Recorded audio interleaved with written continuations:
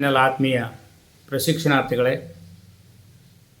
ಉದ್ಯೋಗಾಕಾಂಕ್ಷಿಗಳೇ, ಸ್ಪರ್ಧಾಕಾಂಕ್ಷಿಗಳೇ, ನಿಮ್ಮೊಂದು ಹಂಚಿಕೊಳ್ಳಿರುವ ವಿಷಯವಸ್ತು ಭಾರತೀಯ ವಾಸ್ತುಶಿಲ್ಪದ ತೊಟ್ಟಿಲುಗಳ ಬಗ್ಗೆ ಒಂದು ಅಂಕದ ಪ್ರಶ್ನೋತ್ತರಗಳನ್ನು ನಿಮ್ಮೊಂದು ಹಂಚಿಕೊಳ್ಳಿಕ್ಕೆ ಇಷ್ಟಪಡ್ತಾ ಇದ್ದೇನೆ. ಭಾರತೀಯ ದೇವಾಲಯ ವಾಸ್ತುಶಿಲ್ಪ ತೊಟ್ಟಿಲು, ಕ್ರೀಡಲ್ ಆಫ್ ಇಂಡಿಯನ್ ಟೆಂಪಲ್ ಆರ್ಕಿಟೆಕ್ಚರ್ ಎಂದು ಯಾವುದನ್ನು ಕರಿತಾ ಇದ್ದಾರೆ ಅಂದರೆ ನಾವು ಐಹೊಳೆಯನ್ನು ಕರಿತೀವಿ.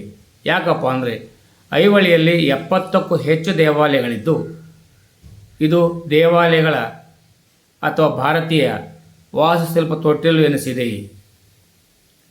ಕದಂಬರ ವಾಸ್ತುಶಿಲ್ಪದ ಅತ್ಯಂತ ವಿಶಿಷ್ಟವಾದ ಕದಂಬ ಶಿಖರವು ಯಾವ ಆಕಾರವನ್ನು ಹೊಂದಿದೆ ಎಂದರೆ ಇದು ಪಿರಮಿಡ್ ಆಕಾರವನ್ನು ಹೊಂದಿರುತ್ತದೆ.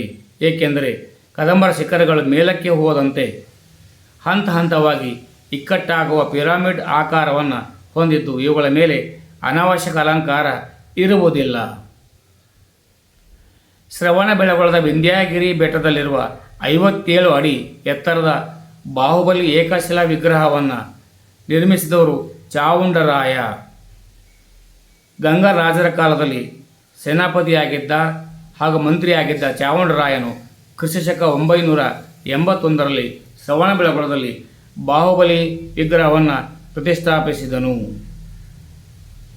ಪಟ್ಟದಕಲ್ಲಿನ ಪ್ರಸಿದ್ಧ ವಿರೂಪಾಕ್ಷ ದೇವಾಲಯವನ್ನು ಯಾರ ನೆನಪಿಗೆ ಮತ್ತು ಯಾರು ನಿರ್ಮಿಸಿದವರು ಎಂದು ತಿಳಿಯುವುದಾದರೆ 2ನೇ ವಿಕ್ರಮಾದಿತ್ಯನ ವಿಜಯದ ನೆನಪಿಗಾಗಿ ರಾಣಿ ಲೋಕಮಹಾದೇವಿ ಇದನ್ನು ನಿರ್ಮಿಸಿದರು.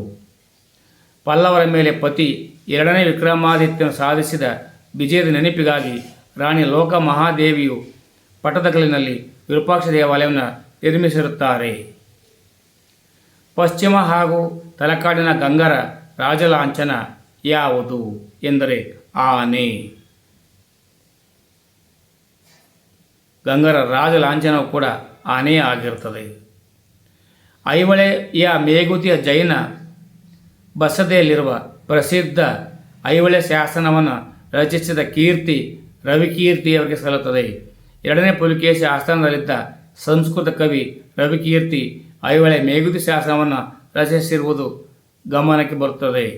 ಕರ್ನಾಟಕದಲ್ಲಿ ಮೊಟ್ಟಮೊದಲು ಬಾರಿಗೆ ವೈದಿಕ ಸಂಪ್ರದಾಯದ ಶಿಲಾಶ್ರಯಗಳನ್ನು ರಾಕ್ ಕಟ್ ಶ್ರೈನ್ಸ್ ಕಿತ್ತು ಸಂಪ್ರದಾಯಕ್ಕೆ ನಾಂದಿ ಹಾಡಿದವರು ಕದಂಬರು. ಕರ್ನಾಟಕದ ವಾಸ್ತುಶಿಲ್ಪದ ಜನಕರೆನಿಸಿದ ಕದಂಬರು ಶಿಲಾಶ್ರಯಗಳ ನಿರ್ಮಾಣಕ್ಕೆ ಬುನಾದಿ ಹಾಕಿದವರಾಗಿದ್ದಾರೆ. ಹಳೆಗನ್ನಡ ಲಿಪಿ ಮತ್ತು ಯುದ್ಧದ ಉಬ್ಬು ಶಿಲ್ಪದ ಮಾಹಿತಿಯನ್ನು ಹೊಂದಿರುವ ಪ್ರಸಿದ್ಧ ಶಾಸನ ಬೇಗೂರು ಶಾಸನವಾಗಿದೆ. ಬೆಂಗಳೂರು ಬಳಿಯ ಬೇಗೂರು ಶಾಸನವು ಹಳೆಗನ್ನಡ ಲಿಪಿ ಹಾಗೂ ಪ್ರಾಚೀನ ಯುದ್ಧ ದೃಶ್ಯಗಳ ವೀರಗಲ್ಲನ್ನು ಒಳಗೊಂಡಿರುತ್ತದೆ. ಬಾದಾಮಿಯ ಗುಹಾಂತರ ದೇವಾಲಯವು ನಟರಾಜ ಮತ್ತು ಅರ್ಧನಾರೀಶ್ವರ ಸುಂದರ ಶಿಲ್ಪಗಳನ್ನು ಹೊಂದಿರುವ ಗುಹಾಲಯಗಳೆಂದರೆ ಗುಹಾಲಯಗಳ ಸಂಖ್ಯೆ 1. ಬಾದಾಮಿ 1ನೇ ಗುಹೆಯು ಶಿವನಿಗೆ ಮೀಸಲಾಗಿದ್ದು ಈ ನಟರಾಜ ಮತ್ತು ಅರ್ಧನಾರೀಶ್ವರ ಶಿಲ್ಪಗಳಿವೆ. ಬಾದಾಮಿಯ ಚಾಲುಕ್ಯರ ರಾಜಲಾಂಛನ ವರಹ.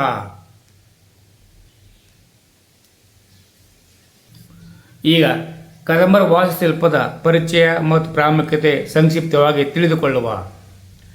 ಕದಂಬರು ಕರ್ನಾಟಕದ ಪ್ರಥಮ ಮೂಲ ಸ್ಥಳೀಯ ಸಾಮ್ರಾಜ್ಯವಾಗಿದ್ದು ಬನವಾಸಿಯನ್ನು ಅಂದರೆ ಉತ್ತರ ಕನ್ನಡ ಜಿಲ್ಲೆ ರಾಜಧಾನಿಯನ್ನಾಗಿ ಮಾಡಿಕೊಂಡು ಆಳಿದರು. ದಕ್ಷಿಣ ಭಾರತದ ವಿಶೇಷವಾಗಿ ಕರ್ನಾಟಕದ ದೇವಾಲಯ ನಿರ್ಮಾಣ ಶೈಲಿಗೆ ಬುನಾದಿ ಹಾಕಿದ ಕೀರ್ತಿ ಕದಂಬರಿಗೆ ಸಲ್ಲುತ್ತದೆ. ಇವರ ಶೈಲಿಯು ನಂತರ ಬಂದ ಬಾದಾಮಿ ಚಾಲುಕ್ಯರು ಮತ್ತು ಹೊಯ್ಸಳರ ವಾಸ್ತುಶಿಲ್ಪದ ವಿಕಾಸಕ್ಕೆ ಭದ್ರವಾದ ಅಡಿಪಾಯವಾಯಿತು. ಕದಂಬರ ವಾಸ್ತುಶಿಲ್ಪದ ಅತ್ಯಂತ ಪ್ರಮುಖ ಹಾಗೂ ವಿಶಿಷ್ಟ ಕೊಡುಗೆ ಎಂದರೆ ಕದಂಬ ಶಿಖರ. ಇದು ಅಥವಾ ಕದಂಬ ನಾಗರ ಶೈಲಿ ಎಂದು ಕರೆಯುತ್ತೇವೆ. ಇದು ಆಕಾರದಲ್ಲಿ ಪಿರಮಿಡನ್ನು ಹೊಂದಿರುತ್ತದೆ. ಅಲಂಕಾರ ರಹಿತ ಮೆಟ್ಟಿಲುಗಳು ಈ ಶಿಖರಗಳ ಮೇಲಕ್ಕೆ ಹೋದಂತೆ ಹಂತಗಳಾಗಿ ಇಕ್ಕಟ್ಟಾಗುತ್ತಾ ಹೋಗುತ್ತವೆ ಮತ್ತು ಇವುಗಳ ಮೇಲೆ ಅನಾವಶ್ಯಕ ಅಲಂಕಾರಗಳು ಇರುವುದಿಲ್ಲ. ಸ್ತೂಪಿಕ ಅಥವಾ ಕಲಶ ಶಿಖರದಲ್ಲಿ ತುದಿಯಲ್ಲಿ ಗೋಲಾಕಾರದ ಅಮಲಕ ಅಥವಾ ಸ್ತೂಪಿಕ ಹಾಗೂ ಕಲಶವಿರುತ್ತದೆ. ಇದು ಉತ್ತರ ಭಾರತದ ನಾಗರ ಶೈಲಿ ಮತ್ತು ದಕ್ಷಿಣ ಭಾರತದ ದ್ರಾವಿಡ ಶೈಲಿಗಿಂತ ವಿಭಿನ್ನವಾದ ವಿಶಿಷ್ಟ ಪ್ರಾದೇಶಿಕ ಶೈಲಿಯಾಗಿದೆ. ಪ್ರಮುಖ ಸ್ಮಾರಕಗಳನ್ನು ದೇವಾಲಯಗಳು ನೋಡೋದರೆ ಹಲಸಿ ಕದಂಬರ ವಾಸ್ತುಶಿಲ್ಪದ ಕೇಂದ್ರ ಬಿಂದು ಹಾಗೂ ಅತ್ಯಂತ ಹಳೆಯ ಸ್ಮಾರಕಗಳು ಇಲ್ಲಿವೆ. ವರಹಲಕ್ಷ್ಮೀ ನರಸಿಂಹ ದೇವಾಲಯ, ಇಲ್ಲಿನ ದೇವಸ್ಥಾನಗಳು ಕದಂಬ ಶಿಖರ ಶೈಲಿಗೆ ಅತ್ಯುತ್ತಮ ನಿದರ್ಶನವಾಗಿದೆ. ಹಲಸಿಯ ಜೈನ ಬಸದಿಗಳು ಕದಂಬರ ಕಾಲದ ಅತ್ಯಂತ ಪ್ರಾಚೀನ ಕಲ್ಲಿನ ನಿರ್ಮಾಣಗಳಲ್ಲಿ ಇಲ್ಲಿನ ಗರ್ಭಗುಡಿ ಮತ್ತು ಸುಖನಾಸಿಗಳಿವೆ. ಬನವಾಸಿ ಉತ್ತರ ಕನ್ನಡ ಜಿಲ್ಲೆಗೆ ಬಂದರೆ ಮಧುಕೇಶ್ವರ ದೇವಾಲಯ, ಬಂದಳಿಕೆ ಶಿವಮೊಗ್ಗ ಜಿಲ್ಲೆಯಲ್ಲಿ ಬರ್ತದೆ. ಕದಂಬರ ಮತ್ತು ರಾಷ್ಟ್ರಕೂಟ ಕಾಲದ ಶಾಂತಿನಾಥ ಬಸದಿ, ಸೋಮೇಶ್ವರ ದೇವಾಲಯಗಳು ಕದಂಬರ ಶೈಲಿಯಲ್ಲಿ ನಿರ್ಮಿಸಲ್ಪಟ್ಟಿವೆ. ಗೋವಾದ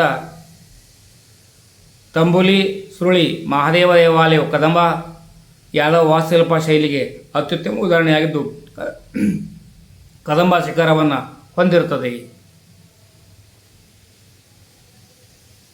ಮುಂದಿನ ವಿಡಿಯೋಗಳಲ್ಲಿ ಹೆಚ್ಚಿನ ಮಾಹಿತಿಯನ್ನು ತಮ್ಮೊಂದಿಗೆ ಹಂಚಿಕೊಳ್ಳಲಿದ್ದೇನೆ. ಶುಭವಾಗಲಿ. ಜೈ ಹಿಂದ್, ಜೈ ಕರ್ನಾಟಕ, ಜೈ ಭಾರತ್ ಮಾತೆ. ಸರ್ವೇ ಜನ ಸುಖಿನೋ ಭವಂತು.